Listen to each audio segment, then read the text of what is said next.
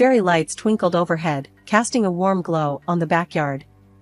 Laughter and chatter filled the air as I weaved through the throng of people, a plate piled high with canapes threatening to topple over at any moment. It was Sarah's birthday party, and the usual suspects were there, my college friends, most of them still single and clinging fiercely to their independence. Me? I was the anomaly, the one already sporting a hefty rock on my left ring finger. "Hey stranger!" a voice boomed behind me. I turned to see Sarah, her blonde curls bouncing as she hugged me tightly. "Where have you been hiding?" "Just dodging social butterflies," I laughed, gesturing to the overflowing plate. "Happy birthday, by the way. You look stunning." "Thanks," she beamed, her eyes sparkling. "So, where's Mr. Perfect?" "Ah, Michael." Even his name sounded perfect. He was the reason for my early exit from the single life. We'd met just a few months ago at another friend's gathering, and let me tell you, it was like something out of a cheesy romance novel. We locked eyes across the room, the music faded away, and suddenly, it was just the two of us. "Hey," he said, a confident smile playing on his lips. "I don't think we've met. I'm Michael." "I'm Paloma," I replied, feeling a flutter in my stomach. "Nice to meet you." That night, we talked for hours about everything and nothing. He was unlike any guy I'd ever met. At 27, he already had a clear vision for his future, a career, a family, the whole package. It was refreshing, a stark contrast to the commitment-phobic Peter Pan surrounding me. "I want kids," he declared at one point, his gaze intense. "A whole bunch of them. And I wouldn't mind changing a single diaper." My heart skipped a beat. Kids were a non-negotiable for me too. Growing up as an only child, I'd always dreamed of a house filled with laughter and the chaos of little ones. "Me too," I whispered, a genuine smile spreading across my face. And that was it. We were on the same page, a rare find in the murky waters of dating. Our relationship blossomed quickly. Dates turned into weekend getaways, which turned into movie nights curled up on his couch.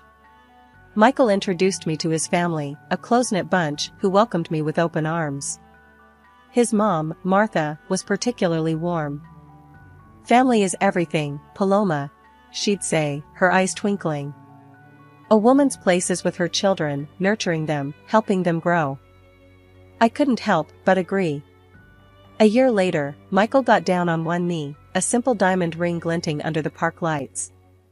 Tears welled up in my eyes as I whispered yes. Our wedding was small but beautiful, surrounded by loved ones. After the honeymoon, reality set in. Michael, ever practical, suggested I stay home and focus on creating a loving environment for the future little ones we desperately wanted. "Think of it as an investment," he'd say, squeezing my hand. "I'll be the breadwinner. You focus on becoming the best damn mom ever." 6 months flew by in a whirlwind of doctor's appointments, cravings for pickles and ice cream at 3 in the morning, and endless baby name debates. Michael was ecstatic. He practically announced our pregnancy to everyone we met, booming. "Paloma's knocked up. We're gonna have a little heir." The way he phrased it always rubbed me a little wrong, this emphasis on an heir. But I brushed it off, focusing on the miracle growing inside me. Finally, the big day arrived. Hours of pushing, a symphony of screams, mine and the baby's, I might add, and then, silence. A tiny hand, wrinkled and perfect, grasped my finger. Relief washed over me, so intense it almost hurt. "It's a girl," the doctor announced, her voice filled with warmth. A beat of silence followed. Then, Michael lumbered over, his face a mask of disappointment. I couldn't believe it. Here I was, exhausted and exhilarated, cradling our beautiful daughter, and all Michael could muster was a look like he'd lost his favorite team's championship game. "A girl, huh?" he finally mumbled, his voice devoid of any excitement. "Well, there's always next time for a boy, right?" My heart sank. "Next time?" He shrugged, his gaze flickering away from our daughter, nestled in my arms. "Yeah, you know. We gotta have an heir, gotta carry on the family name." I forced a smile.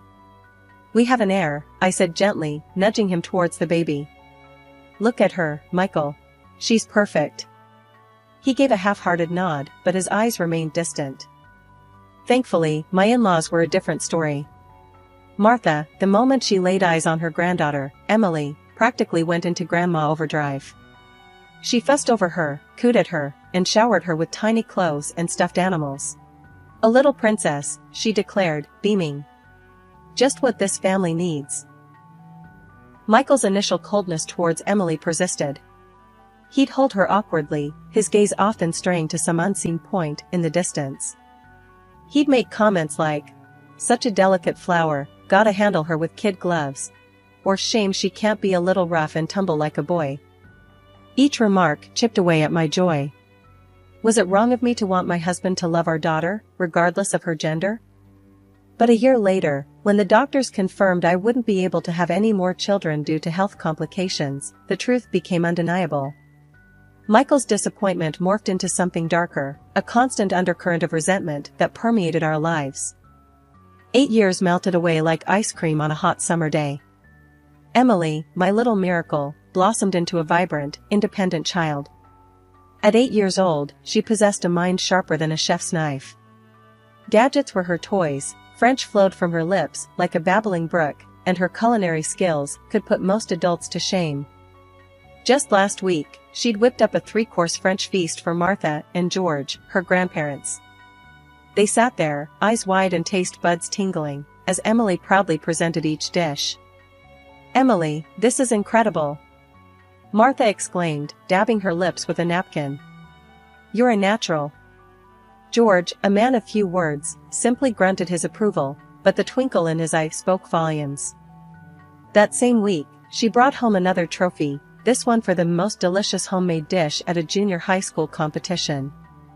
Michael remained unfazed. He muttered a half-hearted congratulations and disappeared into the den, the usual refuge he sought whenever Emily's achievements threatened to steal the spotlight. One evening, as Emily built an elaborate Lego castle on the living room floor, tears welled up in her big brown eyes. "Mommy," she sniffled, her lower lip trembling. "Why doesn't Daddy ever seem happy about my stuff?" My heart ached. This wasn't new. Michael's indifference towards Emily had been a thorn in my side for years. I always brushed it off, telling myself he just wasn't good at expressing affection. But seeing the confusion cloud Emily's bright eyes, a fierce protectiveness surged through me. "Hey, sweetie," I knelt beside her, pulling her into a hug. "Don't you worry about that. Your dad loves you very much, he just doesn't know how to show it." That night, after Emily drifted off to sleep, I confronted Michael. He was sprawled on the couch, flipping through sports channels, a beer balanced precariously on the coffee table. "Michael," I said, my voice tight with frustration, "we need to talk about Emily. She came to me today, crying. She feels like you don't love her because you never seem happy about anything she does." He looked at me, his expression a mixture of annoyance and defensiveness.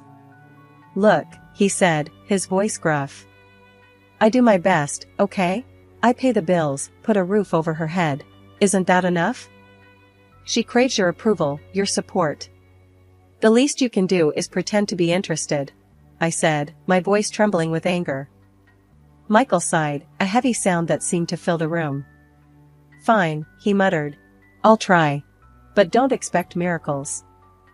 The following days, a strained effort of communication settled between Michael and Emily. He'd ask her about school, albeit with a forced politeness that made me cringe. But it was like watching a bear trying to waltz. Months blurred one into another, Michael's attempts at forced father-daughter bonding had dwindled, replaced by a distant politeness. But a new, unsettling change had emerged, his late nights. He started trickling in after dark, reeking of cologne that wasn't mine. His excuses were flimsy excuses, work meetings running late, traffic jams on the freeway. Each explanation felt like a slap in the face. One evening, as the clock ticked past midnight and Emily was long asleep, I decided to confront him. He stumbled through the door, a tired but smug smirk plastered on his face. "There you are," I said, my voice tight with suppressed anger. "Where have you been?" Emily's been asking about you all night. He shot me a condescending look. Look, honey, he drawled, the irritation in his voice clear. I bring home the bacon, all right? You sit here all day, what do you know about the real world? My jaw clenched. This was the man who'd insisted I become a housewife. Now, he had the audacity to throw it back in my face? The following days were a tense dance of silence and simmering resentments. Michael retreated further, spending more and more time away from home. He even started dressing differently, trendier clothes, a cocky swagger that grated on my nerves. Even his hairstyle had changed, a youthful cut that seemed designed to shade years off his face. Going for a new look, huh? I remarked one morning, unable to contain my curiosity. He flashed me a toothy grin, the kind he never used on me anymore. Work thing, he mumbled, avoiding my gaze. The lie hung heavy in the air. One day, Emily practically skipped into the house, a wide grin plastered on her face and a crumpled piece of paper clutched in her hand. Mommy, guess what? She chirped, bouncing on the balls of her feet. My heart swelled with pride. My little genius had a knack for collecting achievements. This time, what was it? Another coding competition win? A perfect score on a science test? What is it, sweetie? I asked, kneeling before her and taking the paper. I won the school's Mind Games championship, she declared, her voice brimming with excitement. They said I'm the smartest kid in my grade. I whooped with joy, engulfing her in a tight hug. That's amazing, Emily. I knew you could do it. This victory deserved a celebration. But what? A fancy dinner? A trip to the amusement park? Those options felt lame for a mind as brilliant as Emily's. Then, an idea struck me.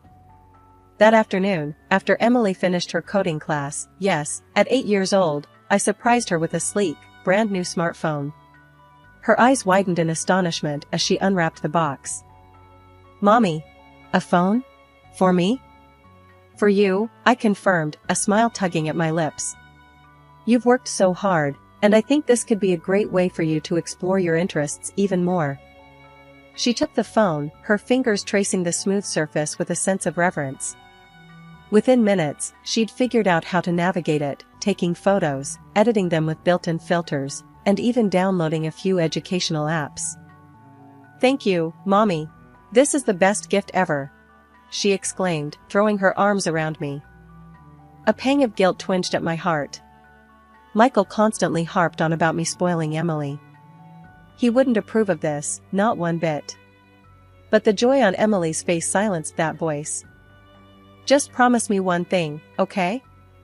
I said, holding her gaze. Don't tell Daddy about the phone. He might get mad. Emily, ever the loyal daughter, nodded earnestly. My lips are sealed, Mommy. This is our little secret. A week later, a glimmer of hope, faint as a firefly in the night, flickered in our strained household. Michael, for the first time since his late-night habits began, initiated a conversation about Emily. Not just a disinterested, "How was school?" but a genuine attempt to connect. Hey, Em, he said one evening, tossing a worn baseball cap onto the table. How'd you like to go on a camping trip with me this weekend? Just us two. We can roast marshmallows, tell scary stories by the campfire. Emily's eyes lit up like Christmas lights. Really? With just you and me?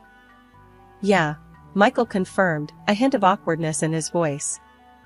Figured it's about time we bonded, you and your old man. A knot of apprehension tightened in my stomach. The thought of Emily venturing into the wilderness with Michael, who wouldn't know a compass from a colander, sent shivers down my spine. But Dad, Emily interjected, a frown creasing her brow. What about bears and stuff? Aren't there, like, wild animals in the mountains? Michael chuckled, a sound devoid of humor.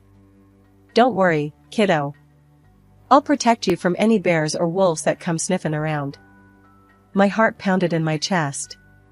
This whole camping trip felt like a terrible idea. Yet, seeing the excitement sparkling in Emily's eyes, the words died in my throat. That weekend, they packed their backpacks, a nervous flutter in my stomach battling with a sliver of hope. Maybe, just maybe, this trip would be the bridge they needed to build a stronger relationship. Sunday evening rolled around, a leaden gray settling over the sky, mirroring the dread growing in my chest. Michael stumbled through the door alone, his face etched with a desperate weariness. "Paloma," he croaked, his voice hoarse. I need to tell you something. It's Emily, I lost her." The world tilted on its axis. "Lost her?" I echoed, my voice barely a whisper. "What do you mean you lost her?" He looked up, his eyes red-rimmed and pleading. "We were hiking in the mountains, and she wandered off. I called for her, searched everywhere, but..." Fury surged through me, hot and blinding. "And you just came home now? Why didn't you call the police?" I was scared," he mumbled, his voice cracking. "Scared they'd think..." "Think what?" I roared, my voice laced with a terrifying calm. "That you're a neglectful father who lost his own daughter." Tears streamed down his face, but they did little to extinguish the inferno raging within me. "I'm calling the police," I declared, grabbing the phone. "They can start searching right away." A frantic phone call later, sirens wailed in the distance, a beacon of hope in the encroaching darkness. My in-laws arrived, their faces etched with concern, but their words did little to penetrate the fog of terror blanketing my mind. The agonizing wait dragged on, each tick of the clock an eternity. Michael sat huddled on the couch, his phone clutched in his hand, his gaze glued to the screen. My blood pressure soared as I watched him, a detached calmness masking a simmering rage. This was a worry, not genuine concern. It was something else entirely. A jolt of electricity shot through me. Emily. Her phone. Emily's phone. I screamed, the realization dawning on me like a slap in the face. She has a phone with GPS. Michael's face drained of color. His phone clattered to the floor, the screen displaying a text conversation filled with cutesy emojis. Ignoring the sickening churn in my stomach, I grabbed my phone and dialed Emily's number. It rang unanswered, each unanswered ring chipping away at the fragile hope I clung to. With trembling hands, I relayed the information to the search team, a newfound urgency lacing their voices. Here's hoping that tiny phone, a symbol of my supposed overindulgence, would be the key to bringing Emily home. An hour stretched into what felt like a lifetime. Then, a crackle of static on the walkie-talkie shattered the tense silence. A voice, rough with relief, announced, "We found her. She's safe and sound." Moments later, the front door burst open, revealing a group of rescuers carrying a small, bundled figure. Emily, her face streaked with dirt and exhaustion, but safe. Alive. My in-laws engulfed her in a hug, tears streaming down their faces. I joined the embrace, burying my face in her hair, the scent of pine needles and fresh air a balm to my soul. When we finally pulled back, I looked into Emily's bright brown eyes. "Why didn't you answer your phone, sweetheart?" I asked, my voice thick with emotion. She shrugged, a hint of defiance in her small voice. "I was scared it would die," she explained. "So I just stayed put and waited for them to find me on the GPS thing." 8 years old, and already displaying a wisdom that put her father to shame. Shame that simmered into a white-hot rage as I glanced at Michael, who stood awkwardly to the side, a ghost at his own daughter's homecoming party. "Well, aren't you going to say something?" I spat, my voice laced with venom. "Welcome home, sweetheart? Glad you're not lost in the wilderness anymore?" Michael flinched at my words, but remained silent. Emily, sensing the animosity, wriggled out of my embrace and walked towards him. "Daddy," she said, her voice small, but clear. "Why did you leave me all alone in the mountains?" Michael's lips stretched into a thin, unconvincing smile. "Just a little test, champ," he mumbled, his voice strained. "See how brave you are." Emily, for an 8-year-old, displayed a maturity that belied her age. She tilted her head, her gaze unwavering. "No," she corrected. "You left me on purpose." A choked laugh escaped Michael's lips. "Don't be silly, kiddo. Why would I do that?" "Because you don't like me," she stated bluntly, her voice devoid of accusation, simply a fact. "You never wanted me." My breath hitched in my throat. The truth, raw and unfiltered, hung heavy in the air. Michael's face flushed crimson, his eyes darting around the room like a cornered animal. "That's not true," he blustered, his voice laced with desperation. "You're just a stupid kid, making stuff up." "Don't call me stupid," Emily retorted, her small frame bristling with defiance. Martha, ever the peacemaker, intervened. "Michael, that's enough," she snapped, her voice surprisingly firm. "Let Emily speak." Michael opened his mouth to protest, but a withering look from his father silenced him. "Emily, darling," George said, his voice gentle. "Can you tell us what happened?" Emily, emboldened by her grandfather's support, reached into her pocket and pulled out her phone, the very phone I'd given her as a secret gift. "I have proof," she declared, her voice ringing with newfound confidence. With a few taps on the screen, a voice filled the room. A woman's voice, sweet and seductive, cooing into the phone. It was a conversation Emily had cleverly recorded. "Don't worry, honey," the voice purred. "Soon, we'll be together. Just get rid of her, permanently." The blood drained from my face. My heart hammered against my ribs, a frantic drumbeat against the chilling silence that followed. What is this?" I stammered, my voice barely a whisper. My father-in-law turned to Michael, his face etched with a mixture of disappointment and fury. "What does this mean, son?" Michael, cornered and defeated, crumpled to his knees, tears streaming down his face. The carefully constructed facade crumbled, revealing the truth in all its ugliness. He confessed everything, a sordid tale of a desperate affair and a ruthless ambition. His mistress, he revealed, was pregnant with his son, an heir, the one he'd always craved. But she wouldn't marry him, not while he had a wife and a child who would eat into his finances with alimony payments. They'd hatched a plan, a monstrous plan, to remove the obstacle standing in their way, Emily. Fury, a primal and unforgiving beast, roared through me. The man I'd shared my life with, the man who'd held my hand at the altar, was a monster in disguise. My voice, when I finally found it, was a low growl. "Police," I spat, grabbing my phone. "Now." Michael lunged for me, his voice thick with desperation. "Paloma, please. You don't understand." The sirens wailed in the distance, a mournful symphony heralding justice, however delayed.